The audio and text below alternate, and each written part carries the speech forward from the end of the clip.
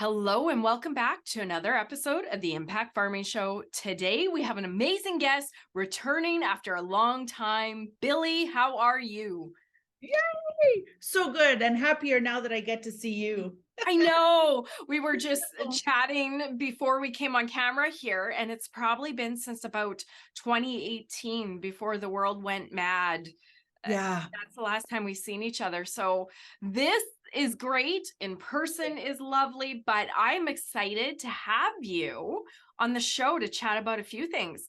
Even though the world was chaotic, you have written 2 books since we've chatted last. So Yeah. I'm excited for this conversation. So you guys, if you haven't caught the last episode, probably from 2018 with Billi, we did an episode about her first 2 books, I think, at that time. So if you Yeah. don't know Billi, I'll give a quick introduction and then I'd love for you to tell a little bit more about your story. Okay, Billi? So Absolutely. she is an author, a photographer, a speaker, I say a farm wife, a mom, and so many other titles. And as I've already alluded to, we're going to be talking about her 4 books that she has. Really excited, very geared to the farming audience. So Billi, tell us a little bit more about your story, who you are, your journey. Take that where you want to. Awesome. I will do that. So my name is Billi Jean Miller. I married a fourth generation grain and cattle farmer from East Central Alberta in 2010. And that plunked me right in the middle of prairie farming. And as you can allude to, or as you can guess, given it's a fourth generation operation, he wasn't going anywhere. So when I met him, I realized my life would be the one to change more than his. When I met Dean, I was living in Edmonton, Alberta. So that is where my background is. My background is, although I kind of grew up elementary, high school in a smaller community, I did university in the city, and I lived in between Edmonton and Calgary for nearly 20 years. So when I met my husband, I was living in the city, thought I was going to be there for the rest of my life. I was 34. He was 34 when we met. I was working for the government of Alberta at the time, doing writing and project management, that kind of a thing. And yeah, my life took a drastic turn in 2010, but I have not looked back. I've absolutely loved the change my life took.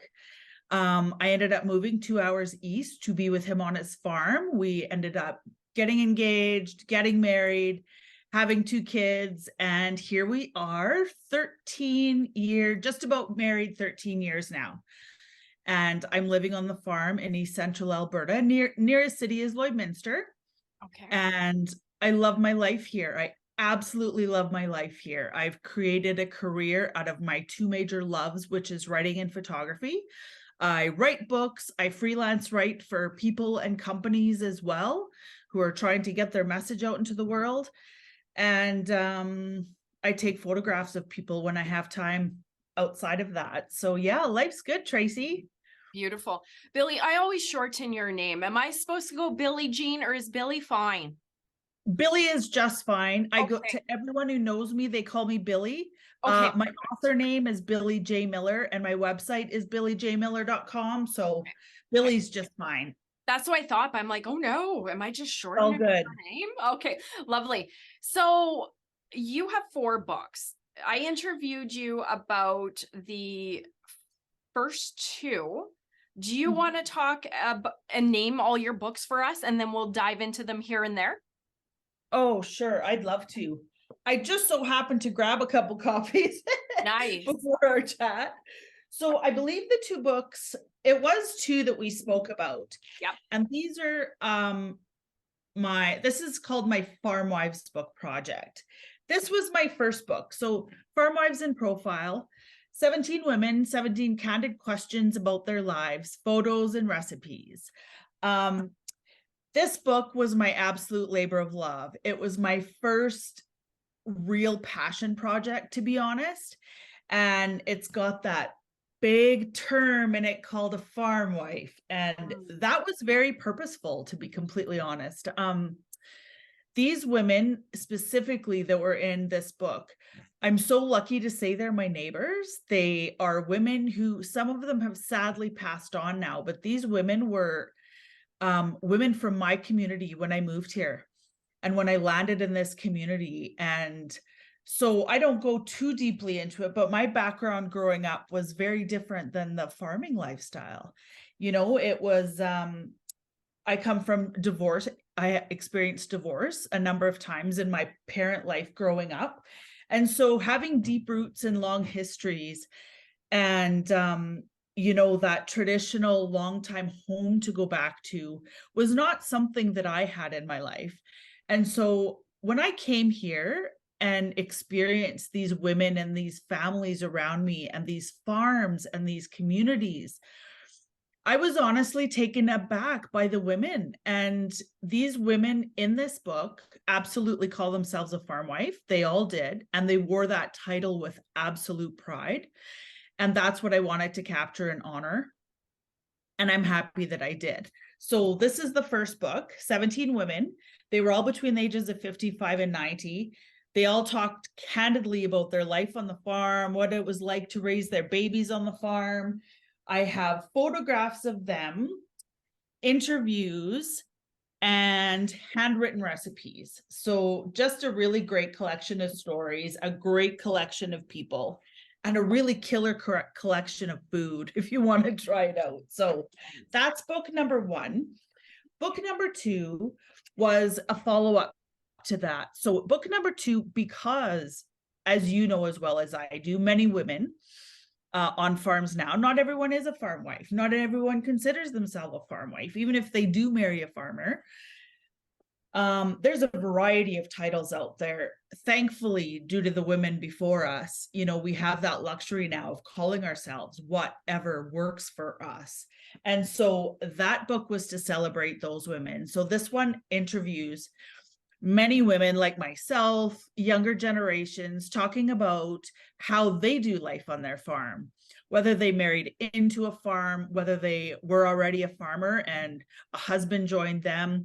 So many different scenarios, but it is still called Farm Wives too. And that is because it was a continuation of my first book. I kind of wanted to show this one is an inspiring look at the lives of the new Canadian farm wives. So this one includes many different kinds of women, many different kinds of farms. And actually, I expanded it to include women from across Canada that time, which was a really awesome way to profile some really cool operations in this country. Nova Scotia farmers, Newfoundland farmer, PEI farmers, some from BC, all across the country. And I'm really, really proud of that and have met some amazing people because of that.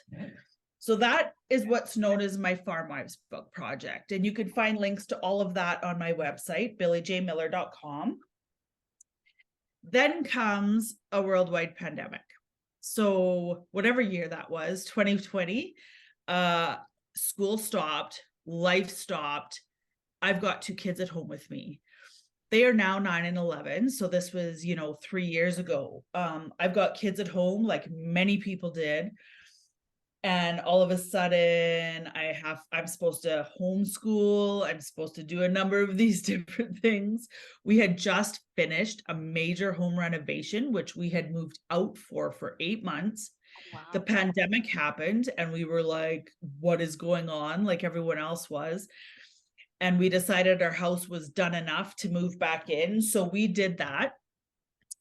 Long story short, in the process of that, we had a family dog that has lived in our farm for years. She's a Bernese Mountain Dog. Her name is Bubbles. We've had her since my daughters were babies. And this dog is just the light of our life. But in the midst of this wildness, you know, moving back into the house and living at a rental while our house was being renovated, our dog Bubbles was picked up by a passerby. No. And so, as I mentioned, COVID happened. And so this crazy story happened with our dog. And I find myself at home with my two girls. And I thought, I never really planned on writing kids' books, but this wild story happened with our dog. And I thought, now's the time to try a kids' book. And Mhm. so, to be honest, this was my experiment to see if I could fully self publish a book myself and go from A to Z and get the book out online on my own. And I did that. So, that is this book. It's just a awesome, fun, true, mostly true tale about our Bernese mountain dog, who's a farm dog. And as we all know, when you live in the country, if someone from the city drives by, they don't always realize that our farm dogs are just out for a walk, right? They think they could be lost. And that's what happened here. And this woman picked my dog up and took her 4 hours away. And this is the wild tale about how, thank goodness, we got Bubbles back. Now I want to read this. I've read The Farm Wives, but I It's haven't read about Bubbles. This sounds it's such a good interesting. book. It's such a good book. And my husband, I mean, even though I pay him to say this, kidding, but he's always like, this book needs to be in every school. It's just such a good story. But it honestly is. It's so funny and it's so heartwarming and it's true. So it was Oh, lots of fun to write. awesome. Cool. And then that brings me to my fourth book, which I believe you're going to ask about. So we can, yeah. Okay. Let's go in order because I want to ask you a few questions. So we'll go back and then come this way to the For final sure. book. We'll leave everybody in suspense. So Sounds your good. Farm Wives books, I read both of them. And to be honest, they are a totally different feel. Like that Yeah. first one, I didn't grow up directly on a farm. Both my grandparents farmed. This set I didn't know, and then this set of grandparents on my mom's side, I spent my whole childhood growing up on the farm. So I call myself a farm kid, even though I wasn't. And I just know so many farm women, my mother-in-law, and that first book, some of like there's just a warm, it reminds me of that generation gone by, the grandmas, the mother-in-laws, and I just loved so many of those stories. And then the second one, I'm just sharing my experience here. The second one I picked up, I'm like, hey, this is women like me, right? We're all doing our own thing, whether we're full-time farm wives or we work as well, whatever the case was. I thought it was really neat. And this to me was traditional farm wife, and this is the modern farm woman, right? And it's been a while since I read them, but I thoroughly enjoyed both of those books. So kudos to you. They were Thank awesome. you. Okay. So I just really, you mentioned your why behind the book Yeah. and why you wrote them. I don't know if you want to touch on that a little bit more. And then I want to move to asking you about the farm wife title. So, Yeah. okay, let's Sure. move back. You touched on that, Mhm. why you wrote them, but can you maybe take us back to that moment you're sitting there driving, whatever you're doing, and you're going, I need to write a book about this. Can you remember? Yeah. Honestly, like it was really quickly when I landed here. Okay. So when I got here and married Dean and then had my first daughter, okay, so in 2011, I had Madeline. And in order to move me to the farm, okay, so at the time I was working for the government of Alberta. Well, a government job isn't when you are going to quit or pass up anytime soon, right? You have some retirement money in there and good experience and whatever. And like I said, we were 34. So for me to like quit and, be dependent now on someone else, very different, it would take some convincing, put it that way. So when I moved here, I was moving in the middle of a hiring freeze, and the only job available for me to take was in Vermilion, which was a 45-minute drive away at the provincial courthouse. So it still kept me in government. It was a really big pay cut, and it was, just a completely different direction than the one I had been moving in. But it kept me employed with the GOA, and it got me to Dean, right? So it was kind of like it was filling my purpose at the time. So I got pregnant. I was pregnant with Madeline. I took my maternity leave, and I was nearing the time where I was going to have to go back to work.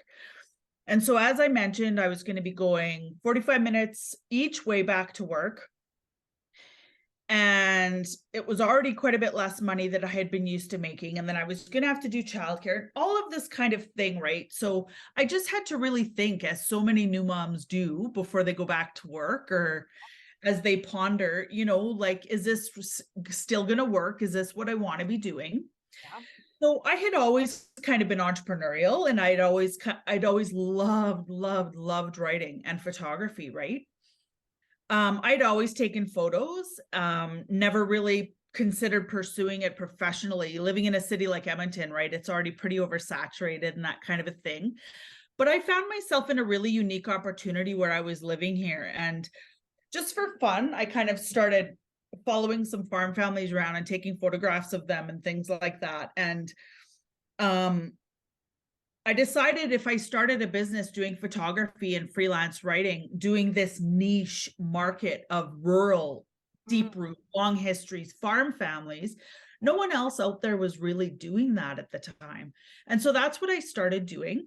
So I started photographing people like, you know, my 80-some-year-old neighbor who was still driving combine every fall, you know, had just finished his 73rd harvest. You know, I followed him. I drove around in their field and took pictures of them combining and meals in the fields and different things like that, and got them photo books made up. And then I started writing freelance stories for the local newspapers, talking about these remarkable people. And I just truly fell in love with it, you know? And I know it was I had that passion for it because it was something I had never come from. And so I was kind of, I think, shedding a light on it that could have almost been taken for granted by so many people in it, right? Yes, totally. Can Yeah, I jump in there? Can I jump in? I was just please. listening to you because I like I said, I was outside farming, right? I wasn't on the farm, but I come from a farm family. But if you're in the farm every single day, multi-generation, you're like, whatever, that's life. We all take for granted our blessings and our day to day, right? It would take somebody from outside to go, wow, this is special. This needs to be documented. Anyway, sorry, go back. Yes, I think you're right. And I mean, I knew that from experience too. Even Dean saying to me, he said one day, you know, before you came here, like we literally had no photos Mm, of our farm and like what we did and all that kind of stuff, like very rarely, right? yeah. And then, so to go back more specifically to your question too, that leads into that, because why these women? Why a book about these women, and specifically the ones who do identify as a farm wife and hold a lot of pride in that title? So, because those people, like my mother in law, right? She had 4 boys. I married her eldest. And she was and is to this day that traditional farm wife that I could never hold a candle to, right? Like, she works so unbelievably hard. And so I came into this community and I was watching these women buzzing around me, you know, and I remember even like having our wedding shower, you know, and seeing a post on Facebook saying, you know, wedding shower for Dean and Billi Miller. Ladies, please bring lunch. And it's going to be at the early hall and this kind of a thing. And I remember it's like busy harvest season and these women zoom in and put their lunches down. And you know, I would just watch these things happen. And I remember thinking to myself, I'm like, these places are being held up by these women, Mm. these communities, these farms, these families. Like, they are so unbelievably hardworking and so amazing with what they do. And I just felt like, and you know, not all, but some of them don't get recognized for No, that, you know? not at all. Yeah. And I was just like, oh my gosh, that like that needs to change, you know? And so my first book was just my own small way of trying to do something to honor them and show them what they've done and what they mean. And I'll never regret doing that, you know, ever. Beautiful, Billy. And I'm just thinking about it now. And it's been years since I talked to you. I'm in a different place. The world's in a different place. These ladies, some of them you said have passed on.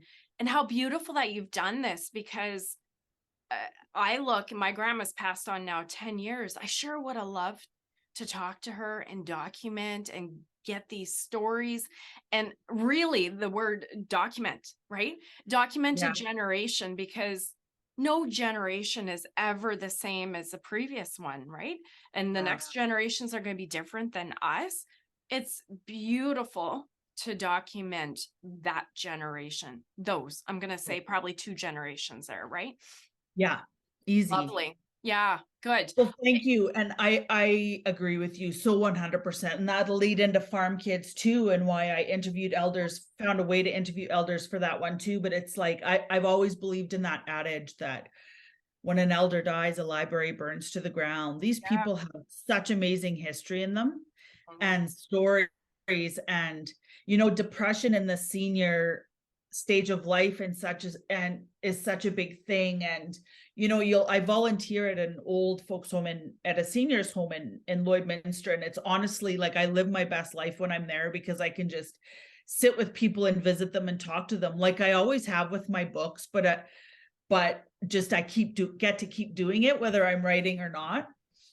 But these people, they want to be heard. Like their life meant something, their life still means something, and not everyone is lucky to have family like that around them. And so yeah, I could just talk to older Mm. people Yeah, my whole life, really. it's beautiful.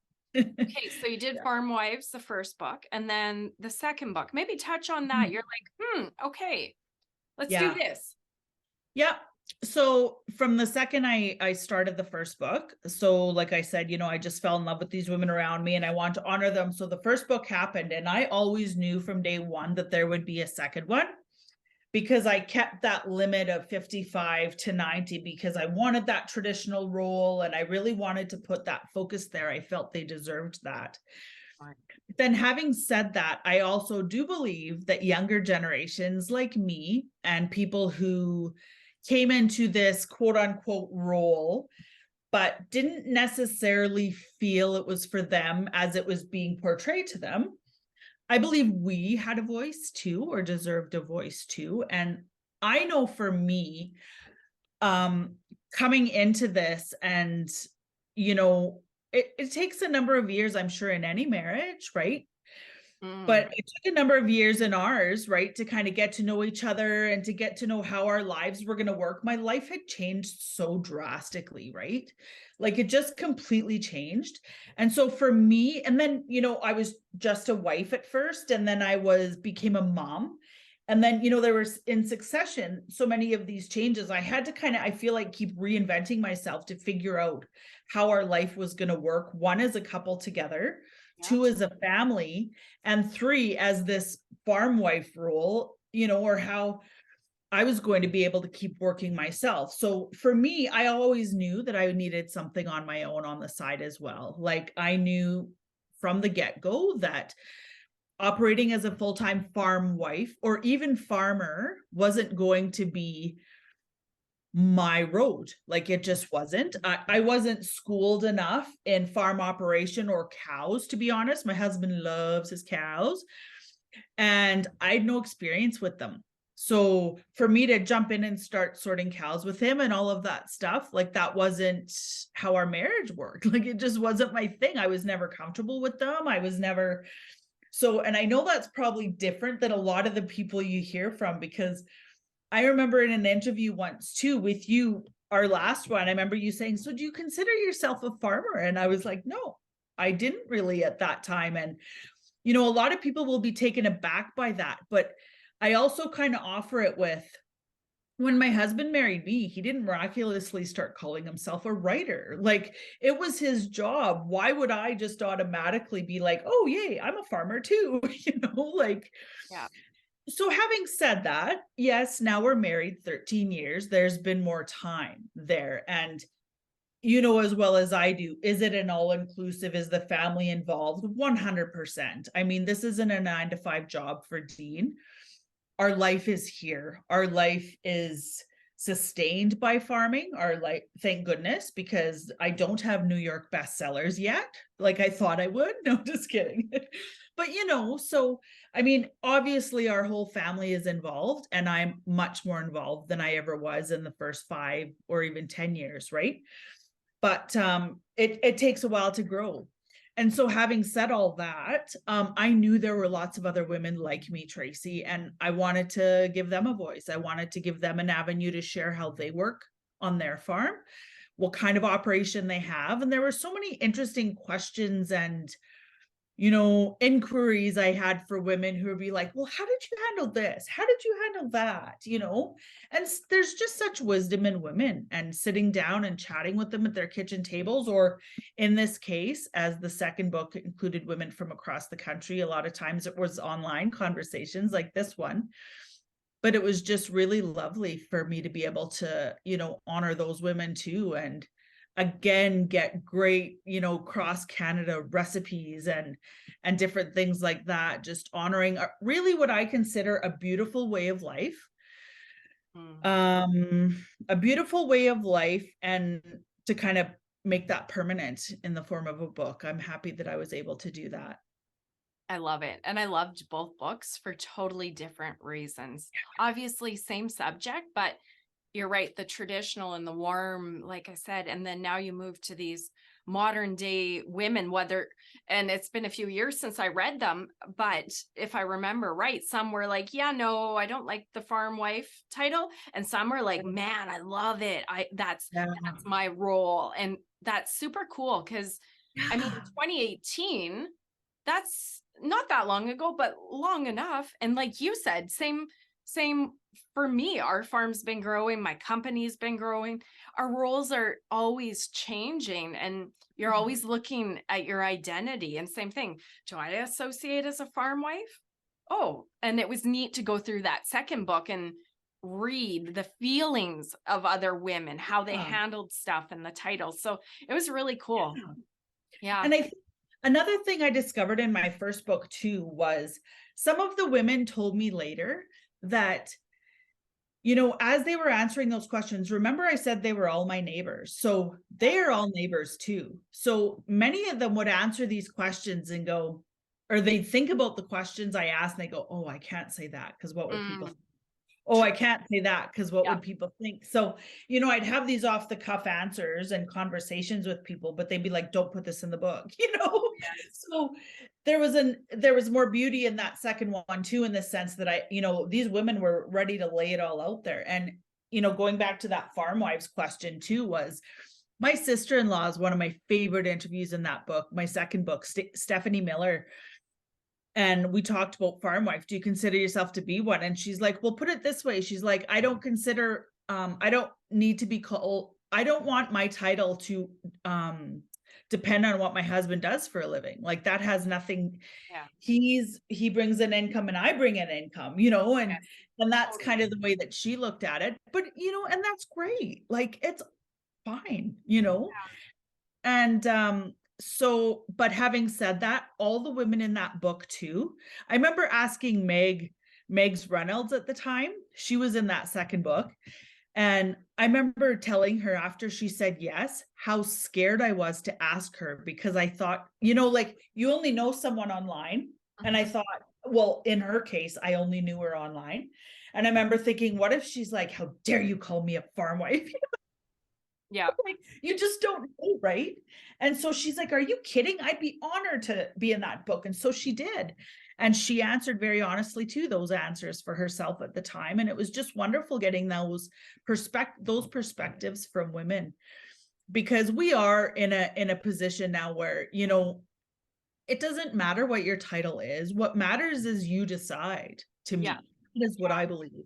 I think we decide who we are, what we are, and what makes us happiest in this life, right? At least I hope we decide. Yeah. And that's where I feel fortunate to be. And ultimately, at the end of the day, am I the best farm wife in the world? Absolutely not. But I'm a farm wife and I'm super proud of it, but I'm also other things as well. So Neat. And you know what? You can't help but reflect too, as society evolves and roles and opportunities. We as a generation just have opportunities that our grandma and often moms or mother-in-laws didn't have. And yes, some women worked back then, obviously. I'm just thinking to my grandma, who was a farm wife, my mother-in-law, who's a farm wife. Those were their opportunities. Now, my goodness, with the internet, like you work from home, you're an author, you're a speaker, all these things. That right. wasn't really options as much back then. It wasn't. Right? One of those women in my first book said the same Mm, thing to me. She said, you need to understand that 50 years ago, we did exactly what the woman before us did because there were no other options. She yes. said, we Yeah. could be a teacher if we wanted, or we could be a mom, or we could be you know what I mean? But she's like, you just did what the women before you did, and you didn't think any more about it. And I was like, yeah, it's true, you Yeah. know? I was going to say, and this is so stereotypical. And of course, there's people all over on the scale. So I don't want any hate mail here, but I know. going to the people I know, I mean, you were a farm wife, or you were a teacher in town, or you were a nurse in town, or maybe you work part-time, right? There Yeah, wasn't a lot of options, especially as you get to remote communities. that's And right. women had children. And of course, just like that decision you went through, times are different. Yeah. Anyways, I feel blessed that we have the option to call ourselves that or not, to be that and something else, or to be that fully and love it, right? Completely. Yeah. Exactly. You do what makes you happy, right? Mm, And yeah. that was kind of the motivation for that second book for me, was I wanted women to see like the opportunities are still endless. Like, do what makes you happy. Carve that role into exactly what it is you want for it. It might take some time, but do that. Have open communication in your marriage, have open communication with your spouse, and just be like, this does or this doesn't work for me. Like, how can we make this work so that I can do a little more of this, or I can do a little more of that? You know, like, life is short, like, and it can change in an instant. And everybody deserves to be the happiest we possibly can. And this life, I will never lack gratitude for the life that I have and for this place that I have come to live. Like, I told Dean 2 years ago, I got to this realization, it was through COVID. And I said, I have now lived here longer than I have ever lived in my entire life. And I'm Mm, like, now it's home. And I get that. And I feel that for the first time in my life. And it's such a great place, and it's such a great way of living. And I'm just so honored to be writing stories about it. preach, sister, preach. I feel the same. Thank you. Okay. The lovely farm wives. If you want to add anything there, go ahead. If you want to add anything to Bubbles the dog, go ahead. We're going to put links on this show Awesome. page for everything and try and Right. direct them over to your website. If Awesome. not, I want to move on to your latest book. I won't even introduce it. You can do it. Okay, so first of all, this picture, right? Mm, Oh, I love this photograph so much. yes. And I couldn't have imagined a better photo for the project. But so this book is called Farm Kids Stories from Our Lives. So, this book is a celebration of being a kid on a farm, but not just stories from current today's kids. It also includes kids from the 30s, the 40s, the 50s, the 60s, all the way up to now. So in this book, I started with my husband's, at the time, 100-year-old grandmother. Mm, She's now 101, still happily drinks scotch in her seniors home in Regina. nice. She is amazing. And yeah, like, started with her. There's this wonderful old man from east of Lloydminster. He's also 101, I believe, and named Vernon Marlatt. I interviewed him. So this book contains the stories of men, women, boys, and girls from between the ages of 5 through 100. And I talked to them every different kind of question you could imagine about what life was like being raised on a farm. For the elders, I asked them questions like, tell me what a typical Saturday was like for you. Tell me what your day would have looked like after you got home from school. What grade did you go to? Different things like that. As you can imagine, the stories you're going to ask a 6-year-old, a 30-year-old, and a 96-year-old is going to be completely different based on their stage of life. Yeah. And so these conversations truly were amazing. And I learned so much putting these stories together. And the insight you can get from a 90-some-year-old asking him, for example, what are the key memories you remember the most of your mom? You Mm. know, haven't you always like, I sit there and I think about that. Like when my daughters, let's nature hope that they make it to 90 some years old. When they are in their 90s, what are the things I want them to remember of me? You know, so to be able to ask a 90 some year old that kind of question, and then asked other people who were in their 40s and this one guy gave such a beautiful interview, and he's a teacher in Calgary, and he comes from a farm family from my community, and he's a city boy now, but you know what, he is always going to be a farm boy at heart, and he recollects stories from his life growing up, and he's got the most incredible appreciation of his parents. And to hear him verbalize that in the way that he did just literally put tears in my eyes. And I just thought, oh my gosh, like, he talked about all the work that his mom did. He talked about all the work that his dad did and how his dad's his hero to this day. And he's got, 3 kids himself, and just really incredible stories. And I love being able to like add that variety and that depth in talking to those people of different ages. But then at the very end of the day, being able to, capture the humor and the candid insanity of like present day 5 and 6 year olds. When you ask this sweet little guy like Max Merrill, who goes to my daughter's elementary school, so like, Max, and I know his parents, and what is your favorite thing of your mom? Woo! Oh man, he says, I did a video interview with him like on Okay. Zoom Yeah. during COVID. I want him to feel really, really important too. So like, I was like, yeah, like, what's the most important thing about your mom? What do you love the most about your mom? Oh man, he says, it's probably got to be that she goes to town and gets a lot of groceries. Oh, That cute. kid, but it was so Yeah. funny. Like, oh my gosh, like, and just be able to, and there is just a number of other people from our community. And actually, for the first time, I had someone from the United States in this book. I actually expanded outside of Canada because I don't know if you know, but on Twitter, there's a guy named Dwayne Faber. He's a dairy farmer from Washington Oh, State. yeah. Yep. You probably do. He Yep. is absolutely hilarious. And I've been following him for years. And of course, have never met in real life. But all he talks about, I love how he, portrays his life, how he's completely just run and operated by not his cows, but his lovely wife and amazingly beautiful 3 girls. Yeah. Like his life is just, I'm a dad, and like, this is what they said to me today. And he's always portraying these stories that are so funny. I thought I need to somehow capture these kids, right? So Perfect.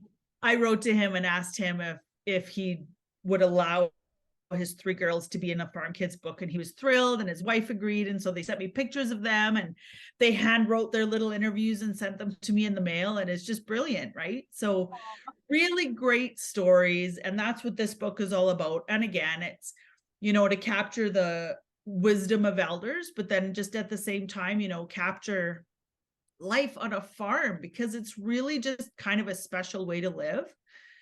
And yeah, it's honestly lovely. I just love it. Billy, that's funny. When I haven't read the Farm Kids book, but when you said that, I pictured a book of all kid interviews. But how I know. brilliant, because obviously we've all been a farm kid if we grew up on a farm. And to have those interviews from the elder generation and our Yeah. parents, I find sometimes, and different personalities are different. And maybe this is the onus to capture this information. But I asked my dad what it was like growing up on a farm. And he has to really think. I don't know if they're busy. I don't know if we forget there's more relevant things, but they don't talk about it. And I don't think to ask. And when I do, I'm just floored. And then I go, oh, like you think your parents, you think their Yeah. grandparents because you've experienced them from your eyes. But when you ask them those questions about the past, you go, oh, like, I don't know you, right? Like Yeah. there's so Yeah. much more to you that I even know. and the generations, a farm kid in 1954 versus today, whole different world, right? Absolutely. I'm going to show you the picture of this one gentleman here. So he's Vernon Marlatt from Saskatchewan. He's holding a photo of him when he was young. And exactly, like there was another gentleman I interviewed on there too. And so it was during the thick of COVID that this gentleman was interviewed for the book. But at the time, the only people, he was in a long-term care home. And at the time, the only people who could go in to speak with him were his family, right? Because of COVID rules at the time. And so I gave them a handwritten interview, and they went in and they handwrote his answers for him as they talked with him. And heartbreakingly, he ended up passing away before the book came out. But their family, like, it was a mixture of his wife, June Stone, who was in my first book, and her daughters, and I think her son, who all took turns in the evening. They'd read him one question and he'd recollect and he'd reminisce and he'd tell them stories, and they would write down the answers. And so it was probably a process of 2 to 3 weeks that they got all his answers down. And she said, I can't tell you how much we loved that experience, because we all heard stuff we'd never heard him talk about before. So going back to what you said, Tracy, about your dad, I think it's like that with so many older people. I mean, your life is so long and so rich, right? You're not going to recollect every story from your life. So until really asked or prompted. And so I think maybe in this book, like when I asked them certain questions, like maybe it was the first time they had been asked, like, what is the thing you remember most about your mom? Or what did you do on a Saturday? And Bob Stone, who was in his 80s, he'd be like, well, we'd either play ball or we'd go chase girls, like Nice. Stuff like that, which was brilliant and genius, because you just realize no matter the age too, people don't change. Like kids are still kids, and their days in a lot of ways kind of played out the same way, but just the machinery was different. Do you know what I mean? Like it was such a lovely experience to write this and to tell these stories. And yeah, I think everybody can learn a lot. And if I can just add one more piece about it too, that I wanted to add that was really important to me was, I added a section, what we'd like you to know. So, and my reason for writing that was, it was for, if you are interested in farm life, if you know nothing about farm life, and, but there's so much work being done in trying to bridge the divide and bridge the gap between rural and urban, and educating people on where their food comes from. I wanted to kind of help a little bit with that. So I posed that question, was, if there's one thing you wish non-farmers knew about us, what would it be? And I put that question out on social media, and I got a ton of responses to it. And so I kind of just compiled it all and made it nice, easy to read point form. And I included that in this book. And so that's another kind of nice piece to kind of just help, I guess, educate people on our life too, right? Beautiful. But yeah. Beautiful. I want to hop back to that interview that you had the family do of the older gentleman there in the home. That would have been an amazing gift to that family without them even knowing. I could see myself, okay, yeah, go. We got to do this for Billy. She asked. And then you sit down, and it's one of those, I imagine those times where you don't even know what's about to happen. And you start asking those questions. And the 1 or 2 times I've asked my grandparents stuff, just offhand, it just came up, and then you ask, and then the stuff comes out, and you go, what a gift. So that was probably such a huge gift for that family. In hindsight, I wish, and you don't think of these things because you're young, right? I'm young. You're either a teenager and all you care about is boys and your school friends, and then you're young and in school, then you're getting married. We're fairly, I'm going to say, no, I'm not self-absorbed, but we're busy growing up. And then fortunately, hopefully, your grandparents stick around for a while, or you're keen enough to ask those questions. But my regret is not sitting down, asking more of those questions, right? Of the grandparents, because when they're gone, right? Mine too. Yeah. I didn't get to ask those questions when my grandma was still here. And yeah, I 100% agree with you. And I hope that was a gift for that family. I think that it was, and I know they still appreciate just getting, having him talk about that kind of stuff. And the fact that I learned that he got to sit in his hospital bed and laugh his head off while recollecting some of these stories. Yeah. And yeah, it's, I always said my books like that are a gift that keep giving. And it's true, like just the relationships I've gained with these people and the things I've learned from them. And two, going back to I think a lot of people did think, I've even had people say, oh, was it a kid's book? I'm like, well, it's about kids, and truly any age can appreciate this book. Like Totally. I'm the owner of a child with a really old soul. Like not all kids will sit down and read a story that was written by 100-year-old, but my kids will. And I've learned from some parents, some other kids have read it and went, wow, like that's amazing, mom and dad, or whatever, right? So I think there is a real variety of wisdom you can get from people at different ages. And that's what I wanted to capture with this too. And I have some amazing teenagers in this book too. Like, probably of Sherilyn Nagel. Yeah. Yeah. Sherilyn Jolly Nagel. So her daughter Claire did an interview for me in this book. And Oh, she's beautiful. just this lovely, driven, smart, hardworking teenage girl, Like her going mama. just like her mama, right? Okay. Yeah. Absolutely. And so she did this lovely interview, and I had her recollect on what are the qualities you feel being a farm kid has given you that's going to serve you well in your life, not those exact words, but that was the gist I was going for. And, she, for her age, in such a beautiful way, reflected on that. And again, I just felt like, you get more bang for your buck in a book. I thought if I interviewed a variety of ages, you get so many differing perspectives, Yeah. but they all circle around this one fact, right? Of what is life like being raised a farm kid. And I'm really proud of the project. I think it turned out wonderfully, and I hope you all buy it.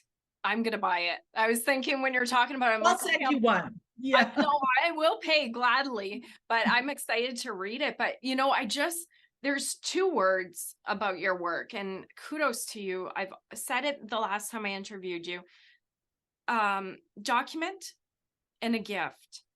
Oh, Documenting these generations, because we're quickly losing those generations. And even if it's not our grandma or our mom or our mother-in-law, you read the first book and you go, oh, that reminds me of, right? And you get that feeling, even if it's not your people. And then the second book and the kids' book, but documenting such an important slice of society and generations.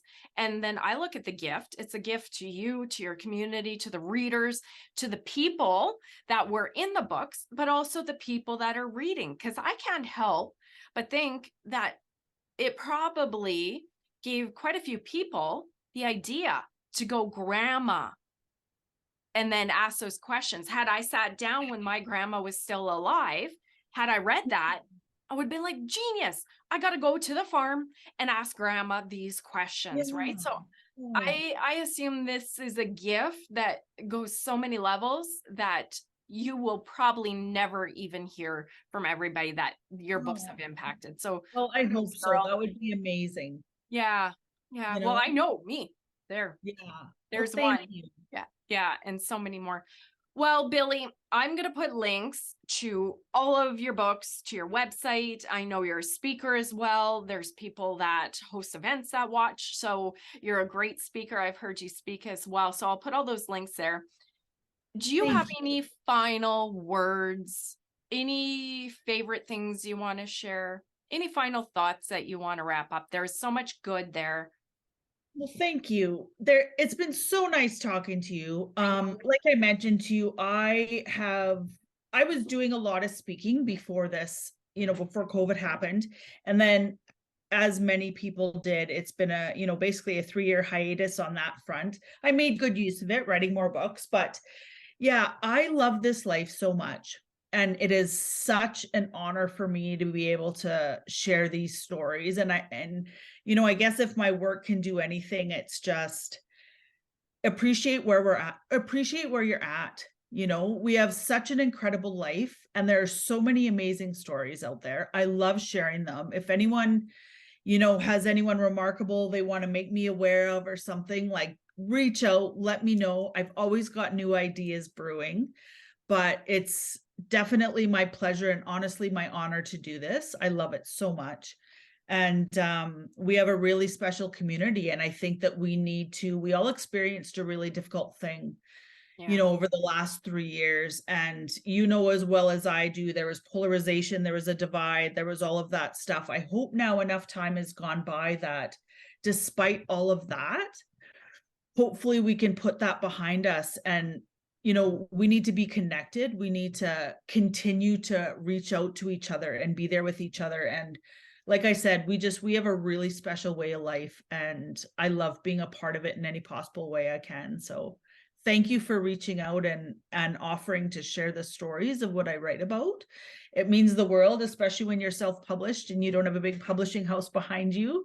It's all kind of my work and my reaching out, getting the word out on these books. So I appreciate all the help that I can get. So thank you, Tracy. You're welcome, Billi. You are a beautiful soul, and I love the stories you've shared. So I'm more than happy to help you promote. Again, links in the show notes on farmmarketer.com, everybody. And thank you so much, Billi. Thank you, thank you, thank you. And You're very welcome. thanks. And you guys in the audience, thank you for tuning in. If you enjoyed this, well, first off, I'd recommend you buy the books, buy all 3 of them. They're worth the read, guys. I loved Farm Wives, and I know I'm going to love Farm Kids right away. And also share these interviews so Billi's books can get out there. They really are a gift to the farming community, guys. So if you like this interview, please like it, share it, get it out there. Thanks, and see you next week. Bye-bye, guys.